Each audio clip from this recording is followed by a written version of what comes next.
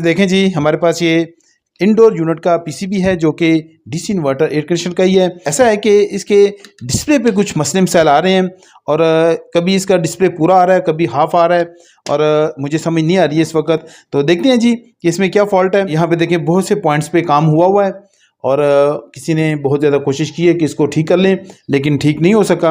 और तमाम देखें जितने भी इसमें जहाँ पे डायोड्स वगैरह या ट्रांजिस्टर्स वगैरह लगे हुए हैं और ये देखें ULN 2003 डार्लिंगटिंग जो हैं उनको भी यहाँ पे रिमूव करके दोबारा लगाया गया है। तो ये एरर जो है वो डिस्प्ले से ख़त्म नहीं हो सका है। तो चलें हम अब कोशिश करते हैं कि क्या हम इसको ठीक कर पाएंगे कि नहीं। तो सबसे पहले मैं आपको दिखाता हूँ कि इसके डिस्प्ले पे क्या आ रहा है। तो देखें अभी मैंने इसको इलेक्ट्रिक दी है तो आप देख सकते हैं कि इसका जो डिस्प्ले है वो कुछ इस तरह से फ्लैश कर रहा है और काम कर रहा है, मतलब कि।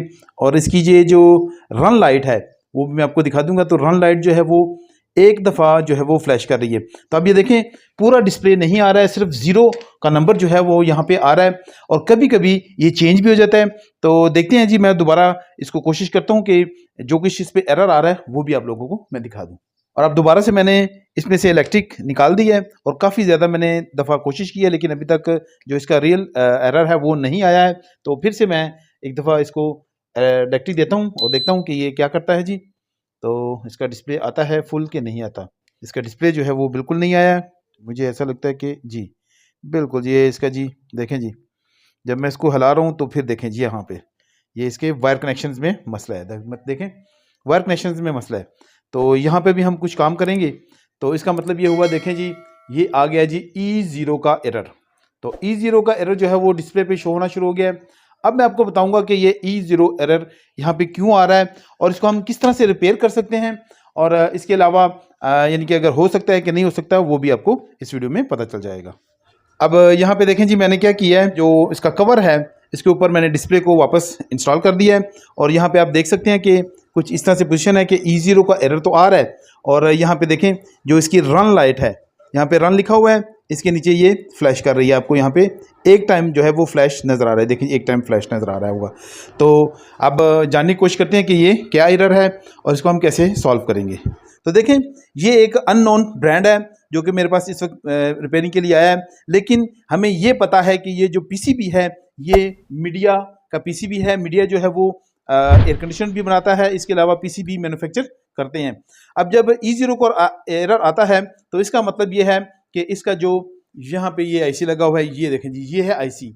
तो जब ये आईसी यहाँ पे फॉल्टी हो जाए, यहाँ पे वोल्टेज ना आए या फिर करप्ट हो जाए, शॉर्ट सर्किट हो जाए, तो फिर आपको ये सिस्टम जो है वो E0 का एरर देगा। और ये आईसी कौन सा आईसी है जी? ये है जी इसका EPROM, यानी कि electrically erasable programmable read only memory. तो क्या होता है जब माइक्रो कंट्रोलर या यूनिट को हम स्टार्ट करते हैं तो बिजली जब यहाँ पे आती है तो यहाँ पे जो प्रोग्राम स्टोर होता है या पहले से जो प्रोग्राम आप यूज़ कर रहे होते हैं और जो सेटिंग आपने की होती है वो इस मेमोरी में आके स्टोर हो जाती है। तो फिर जब आप दोबारा यूनिट को स्टार्ट करते हैं तो फिर यही मेमोरी जो है या यही सेटिंग जो है वो माइक्रो कंट्रोलर के साथ ये EPROM शेयर करता है और उसी प्रोग्राम को दोबारा से ऑन कर देता है। और अगर आप कुछ चेंजेस करते हैं तो फिर वो चेंजेस यहाँ पे स्टोर हो जाती हैं। तो इस तरह से ये जो है वो EPROM यहाँ पे काम करती है। अब अगर इसके पिन कॉन्फ़िगरेशन की बात की जाए, इसकी 1 नंबर पिन ये ऊपर से स्टार्ट होती है और मैं बाकी पिन आपको बता देता हूँ कि क्या क्या लगा हुआ है यहाँ पे। अब यहाँ पे आप वीडियो को पॉज करके तो इसकी पिन कॉन्फ़िगरेशन देख सकते हैं। अब यहाँ पे हम बात को समझेंगे कि जो EPROM है ये काम कैसे करती है। तो देखें EPROM जो है वो काम ऐसे करेगी कि अगर इसमें वोल्टेजेस मतलब कि मिनिमम जो है वो मॉडल के हिसाब से होते हैं, मुख्तलिफ मॉडल्स में मुख्तलिफ वोल्टेज आ सकते हैं।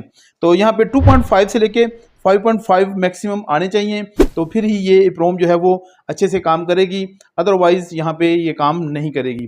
तो देखें यहाँ पे मैं आपको बताता हूँ कि इसकी pin number 1 2 3 4 VSS E2 not connected पिनें तमाम के तमाम ग्राउंड के साथ अटैच हैं, जबकि इसकी VCC पे हमें 5 वोल्ट आने चाहिए, पॉजिटिव मिलने चाहिए, तो फिर ही ये EPROM काम करेगी, अदरवाइज़ ये काम नहीं करेगी। और अगर यहाँ पे वोल्टेजेस आ रहे हैं तो फिर हमने क्या करना है वो आगे चल के मैं आपको बताता हूँ। अब इस PCB को मैंने ऑन कर दिया हुआ है, तो अब यहाँ पे हम चेक कर लेते हैं जी कि यहाँ पे हमें 5 वोल्ट मिल रहे हैं कि नहीं मिल रहे।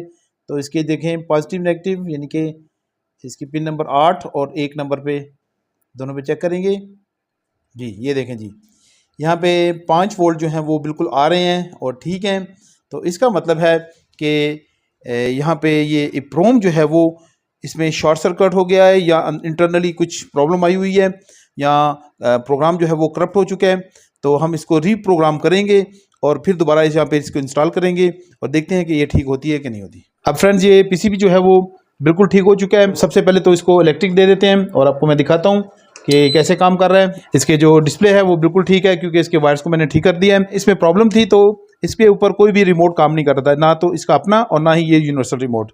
तो अब मैं ये यूनिवर्सल रिमोट से इसको ऑन कर देता हूँ। तो देखें ये ऑन हो चुका है और ये देखें इस वक्त 17 डिग्री टेम्परेचर पे कूलिंग मोड में ये काम कर रहा है।